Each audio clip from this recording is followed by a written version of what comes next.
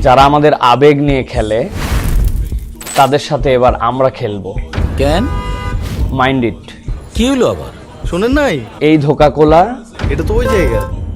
এই মুসলমানের দেশে আমার ভাইয়ের ভূমিকে দখল করে আমরা তাদেরকে বলতে চাই, ওই লাল পানির ভেতরে আমার মুসলিম ভাই বোনের রক্ত ভাসছে। আমরা সবাই এই ঈদে কোকা-কোলা সহ সকল পণ্য বর্জন করি।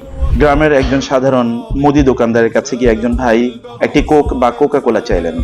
ভাই এটা কোক দান তো। পবিত্র দোকানে অপবিত্র জিনিস বেশি না আমি। কোকা-কোলা একদম ধোকাবাজির দিন শেষ। তোমাদেরকে দেখাবে ধোকাবাজির ফল কেমন। আসসালামু আলাইকুম ওয়া রাহমাতুল্লাহ। সম্মানিত দিনী ভাই ও বোনেরা, আসুন বর্তমান বিশ্বের সবচেয়ে বড় সন্ত্রাসী রাষ্ট্র ইসরায়েলের উৎপাদিত কোকা কোলা সহ সকল পণ্য বর্জন করি। আসসালামু আলাইকুম রহমতুল্লাহ বারাকাতু। গ্রামের একজন সাধারণ মুদি দোকানদারের কাছে গিয়ে একজন ভাই একটি কোক বা কোকা কোলা চাইলেন। তিনি বললেন, আমাদের ফিলিস্তিনি ভাই বোনদের রক্তে রঞ্জিত পণ্য আমি বিক্রি করি না। সুবহানাল্লাহ, এটি ইমানের দাবি। যে পণ্য বিক্রি করে আমাদের ভাই বোনদেরকে হত্যা করার জন্য অস্ত্র নির্মাণ করা হয়, অস্ত্র তৈরি করা হয়, যেই পণ্য বিক্রির মাধ্যমে তারা অর্থনৈতিকভাবে শক্তিশালী হয়ে আমাদের নিরীহ ভাই বোনদের রক্ত ঝরাচ্ছে, প্রতি মুহূর্তে তাদের বাড়িঘরগুলো ধ্বংস করে দেওয়া হচ্ছে, সেগুলো আপনি কিনবেন? তাদের অর্থনৈতিক হাতকে আপনি শক্তিশালী করবেন? আরো অস্ত্র নির্মাণের জন্য, অস্ত্র তৈরির জন্য আপনি অর্থ যোগান দেবেন? আপনার ইমান কি সেই কথাকে সাপোর্ট করে? ন্যূনতম ইমানের অধিকারী যদি আপনি হয়ে থাকেন, তাদের পণ্য বর্জন করুন। এটি কোরবানির মাস, এটি কোরবানি ত্যাগের মহিমায় মহিমান্বিত হোক, আর আমাদের এবারের ত্যাগের অঙ্গীকার হোক। তাদের পণ্য আমরা বর্জন করব, যারা ইসলাম এবং মুসলিমদের বিরুদ্ধে অনন্ত যুদ্ধে অবতীর্ণ হয়েছে।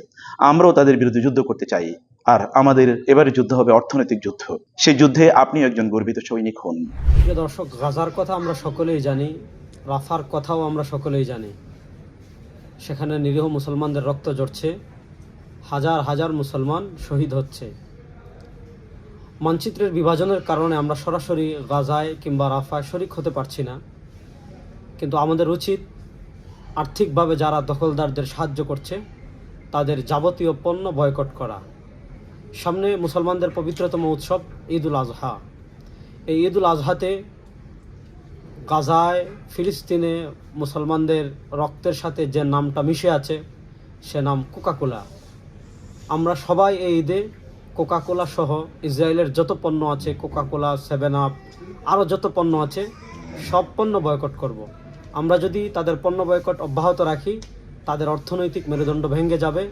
তাদের অর্থনৈতিক মেরুদণ্ড ভেঙে গেলে মুসলমানদের উপর তাদের জুলুম অত্যাচার এমনিতেই কমে আসবে।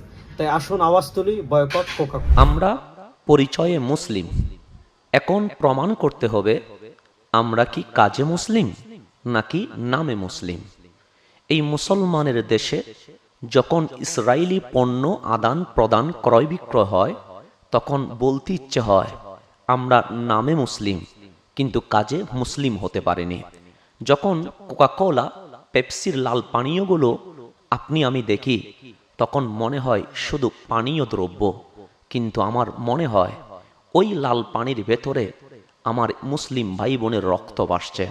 কারণ তাদের লাভ্যাংশের টাকা দিয়ে অস্ত্র কেনা হয়, আর সেই অস্ত্র দিয়ে আমাদের পবিত্র স্থান মসজিদে আকসা রক্তাক্ত হয়, ফিলিস্তিনের ভূমি রক্তে রঞ্জিত হয়। তাই মুসলিম হিসেবে আমাদের দায়িত্ব ইসরায়েলি পণ্য বয়কট করা।